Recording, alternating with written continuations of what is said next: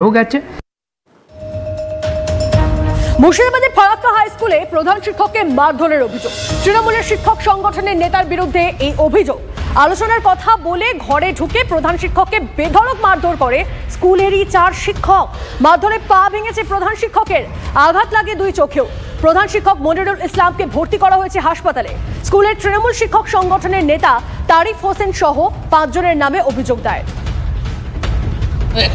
বাক্য বিনিময়, তারপরে উত্তপ্ত বাক্য বিনিময়, তারপরে বিশেষণ যোগে বাক্য বিনিময়, আর তারপরে আর কি সেটা হাতাহাতির পর্যায়ে চলে যায় দুই মাস্টারমশাইয়ের মধ্যে। এই মাস্টারমশাই ভার্সেস টিচার্স কাউন্সিলের তারিফ হোসেন স্যার। আমার উপস্থিতিতে আমার নিষেধ কেউ মানছে না। আমার মনে হয় যে এই জন্যই আমার ওখানে থাকা উচিত নয়। আমার সামনেই তো হয়েছে, আমি তো দেখেছি, অস্বীকার করার তো কিছু। উভয় পক্ষের মারামারি হয়েছে, কিন্তু আঘাতপ্রাপ্ত হয়েছেন হেডমাস্টার মশাই বেশি।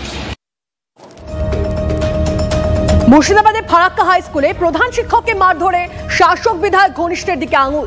স্কুল পরিচালন সমিতির সভাপতি অরুণময় দাসকে নিশানা তৃণমূলের প্রাক্তন বিধায়ক মইনুল হকের। একই সঙ্গে পুলিশের বিরুদ্ধেও ক্ষোভ উগরে দেন তিনি। পাল্টা প্রাক্তন বিধায়ককে কটাক্ষ ফারাক্কার বিধায়ক মনিরুল হকের। অনুরোধ করব পুলিশ প্রশাসনের যারা আছেন দায়িত্বে, অনুরোধ করব যে এই ধরনের ঘটনাকে যদি ধাপা চাপা দেওয়ার চেষ্টা যদি আমরা করি, তাহলে আখেরে শিক্ষা সমাজের সর্বনাশ হবে। আজকে দুই ফারাক্কার ঘটনা অন্য স্কুলে ঘটবে না তার কোনো গ্যারেন্টি নেই। কিন্তু কোনো প্রধান শিক্ষককে শিক্ষকরা এবং ম্যানেজিং কমিটির সভাপতির উপস্থিতিতে তাকে শারীরিকভাবে তার উপর অত্যাচার হচ্ছে, মারধর হচ্ছে, এই ঘটনা এর আগে কোনোদিন ফারাক্কায় ঘটেনি।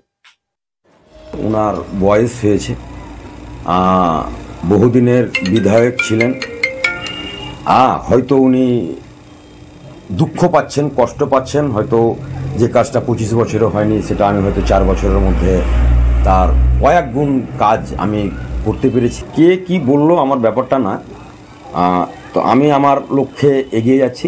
জনগণ আমাদের পাশে আছে, তো আমি এটাতে বিচলিত নয় কে কি বললো। আর সব তার উত্তর দেওয়া ঠিক না, হয়তো দুঃখ পাচ্ছে বা কষ্ট পাচ্ছে, এরকমটাও হতে পারে।